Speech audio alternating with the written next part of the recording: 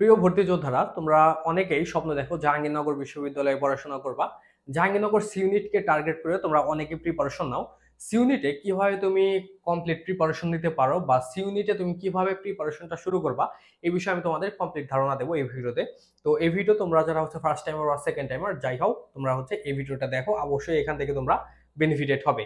আর জাহাঙ্গীরনগর ভর্তি পরীক্ষায় আমি নিজেও সি ইউনিটে 14তম ছিলাম, তারপর ইংলিশে সেপারেট ভাবে 10ম ছিলাম।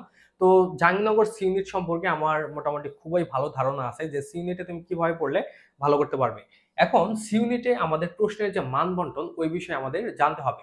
লাস্ট ইয়ার থেকে কিন্তু সি ইউনিটের মান বন্টনের মধ্যে পরিবর্তন আসছে। যেমন এখানে প্রশ্ন হয় বাংলা, ইংরেজি এবং সাধারণ জ্ঞান থেকে। তো এখানে তোমাদের বাংলা থেকে প্রশ্ন হবে 20টা এমসিকিউ, ইংলিশের মধ্যে তোমাদের প্রশ্ন হবে 20টা এমসিকিউ, এবং তোমাদের জিকে, এই জিকের মধ্যে তোমাদের প্রশ্ন হবে 40টা এমসিকিউ। এই মোট এখানে 80টা এমসিকিউ থাকবে তোমাদের জন্য।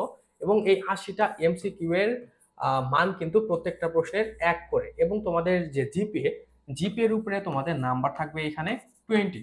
এই মোট 100 নাম্বারের উপরে তোমাদের এখানে কি হবে, পরীক্ষা হবে।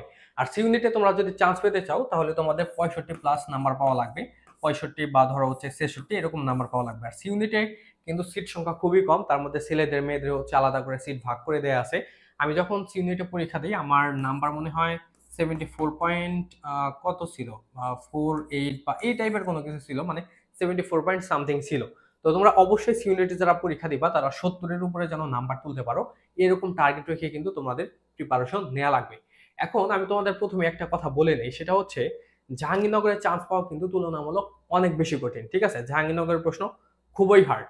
বাংলাদেশে যতগুলো ভার্সিটিতে মানবিক ইউনিটের পরীক্ষা হয়ে থাকে, এমসিকিউ এর মধ্যে সবচাইতে হার্ড পরীক্ষা হয় জাহাঙ্গীরনগর বিশ্ববিদ্যালয়ে। ঠিক আছে, তো জাহাঙ্গীরনগরে চান্স পেতে হলে কিন্তু তোমার প্রিপারেশন, মানে ঢিলেমি প্রিপারেশন দিয়ে তুমি কখনোই জাহাঙ্গীরনগরে ভালো করতে পারবে না, চান্স পাওয়া তো দূরের কথা। তো দেখো, জাহাঙ্গীরনগর সি ইউনিটে তুমি যদি ভালো করতে চাও, তোমার জন্য সেরা একটা অপশন হবে জিকে। এই জিকের মধ্যে 40 নাম্বার, তুমি কোনোভাবে যদি এই জিকের মধ্যে নাম্বার তুলতে পারো 28, বা তুমি যদি কোনোভাবে এটার মধ্যে 30 নাম্বার তুলতে পারো, তাহলে কিন্তু এখানে তোমার চান্স পাওয়ার যে পসিবিলিটি, ওইটা কিন্তু অনেক বেশি বেড়ে যাবে। ঠিক আছে, তো এখানে আমি তোমাদের একটা কথা বলি।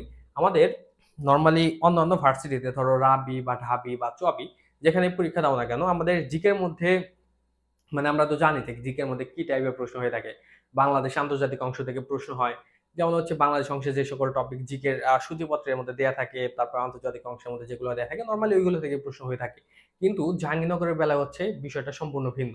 এই জিকের মধ্যে তোমাদের প্রশ্ন হবে জাহাঙ্গীরনগর বিশ্ববিদ্যালয়ের সি ইউনিটে যে সাবজেক্ট গুলা বা যে ডিপার্টমেন্ট গুলা সি ইউনিটের মধ্যে রয়েছে। যেমন সি ইউনিটে জাহাঙ্গীরনগর বিশ্ববিদ্যালয়ের সাবজেক্ট আছে philosophy, history, journalism, archaeology, international relationship, তারপর ল অ্যান্ড জাস্টিস, তারপর কম্পারেটিভ লিটারেচার। এখন বিষয় তুমি এখানে দেখো, এখানে কিন্তু নতুন করে আইন ও বিচার, এটা কিন্তু ছিল বি ইউনিটে, এটা কিন্তু সি ইউনিটের মধ্যে কিন্তু নিয়ে আসা হয়েছে। তো তোমরা যারা সি ইউনিটে পরীক্ষা দিবা, তোমরা কিন্তু সেরা একটা সুযোগ পাবে এখানে। যাই হোক, এখন বিষয় এখানে যে সাবজেক্ট গুলো আছে, এই সাবজেক্ট গুলার উপরে বেস করে কিন্তু তোমাদের জাহাঙ্গীরনগর বিশ্ববিদ্যালয়ে সি ইউনিটে ভর্তি পরীক্ষা হয়ে থাকবে। মানে ইতিহাস সংক্রান্ত প্রশ্ন হবে, দর্শন সংক্রান্ত প্রশ্ন হবে, প্রত্নতত্ত্ব সংক্রান্ত প্রশ্ন হবে, তুলনামূলক সাহিত্য সংক্রান্ত প্রশ্ন হবে। মানে যারা সেকেন্ড টাইমের আছো তারা মোটামুটি জানো, যারা ফার্স্ট টাইমে তারা হয়তো জানো না।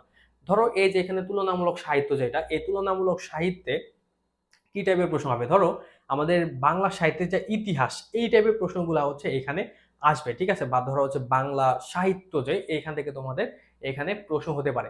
সি ইউনিটে তুমি যদি ভালো করতে চাও, এই যে সাবজেক্টগুলা, এই সাবজেক্টগুলোর উপরে তোমার আগে থেকে ধারণা নেওয়া লাগবে। তো জাহাঙ্গীরনগরের জন্য আমি যে বইগুলো বাজারে দেখি, কোনো বই আসলে আমার কাছে জিকের জন্য পরিপূর্ণ মনে হয় না। তারপরেও তুমি ধারণা নেওয়ার জন্য জাহাঙ্গীরনগর জিকে একটা বই আছে, ওই বইটা তুমি দেখতে পারো, ওইখান থেকে তুমি মোটামুটি ধারণা পাবে। ঠিক আছে, প্রিয় ভর্তি যোদ্ধারা, তোমরা চাইলে আমাদের ব্যাচে ভর্তি হতে পারো। আমাদের কিন্তু মানবিক প্লাস বিভাগ পরিবর্তনের ব্যাচ রিসেন্টলি আছে। তো তোমরা চাইলে আমাদের এখানে অ্যাডমিট হতে পারো। আর তোমরা যদি কেউ অ্যাডমিট হতে চাও, আমি এখানে তোমাদের নাম্বার দিয়ে দিচ্ছি, এই নাম্বারে তোমাদের যোগাযোগ করতে হবে। আর আমাদের এই ব্যাচে বর্তমানে অফারও চলতেছে, তুমি কিন্তু বর্তমান সময়ে অফারেও ভর্তি হতে পারবে। ঠিক আছে, আমাদের এই ব্যাচের ফি 4000 টাকা, তবে বর্তমান অফারের ফি মাত্র 1550 টাকা। তোমরা যারা আর্টস বা বিভাগ পরিবর্তন করে আর্টস এর ইউনিটে পরীক্ষা দেবে, তোমরা কিন্তু আমাদের এই ব্যাচে অ্যাডমিট হতে পারো। ভর্তি পরীক্ষার জন্য সেরা একটা সাপোর্ট পাবে আমাদের এই ব্যাচ থেকে। তো এর বাইরে তোমাদের হচ্ছে বাংলা এবং ইংলিশ, এই দুইটার মধ্যে তুমি কিভাবে ভালো করতে পারো। তো ইংলিশের কথা বলি, দেখো জাহাঙ্গীরনগরের ইংলিশ কিন্তু ভালো রকমের হার্ড হয়। আমাদের সময় এরকম প্রশ্ন আসছিল ইংলিশ, আমি কিন্তু ইংলিশে সেপারেট ভাবে 10 হয়েছিলাম। আমার নিজেরও কিন্তু ইংলিশে মানে এরকম এরকম ওয়ার্ড আমার সামনে পড়ছিলাম যখন পরীক্ষা দেই, ওই ওয়ার্ডগুলোর উচ্চারণ করতে আমার কষ্ট হচ্ছিল, মানে প্রপার উচ্চারণ করতে পারতেছিলাম না, এত হার্ড। কবিতা থেকে কম্প্রিহেনশন এই লেভেলের হার্ড ছিল, ঠিক আছে। তুমি চিন্তা করো জাহাঙ্গীরনগরে আসলে ইংলিশ কি পরিমাণ হার্ড ছিল। তারপর হচ্ছে বিগত 3 বছরে হচ্ছে প্রশ্ন আমি যতদূর শুনেছি, যেহেতু প্রশ্ন বাহিরে আসে না, আমি যতদূর শুনেছি যে মানে একটু মানে সহজ হয়েছে আর কি, ইজিয়ার আগের চাইতে। তবে এবার কেমন হবে আমি জানি না, তবে জাহাঙ্গীরনগর যেহেতু তোমার একটু হার্ড প্রিপারেশন নেওয়া লাগবে। তো ইংলিশে তুমি কি করবা, ইংলিশে তোমাদের হচ্ছে ইংরেজি সাহিত্য বা লিটারেচার, এখান থেকে তোমাদের 2 থেকে 4টার মতো প্রশ্ন আসতে পারে।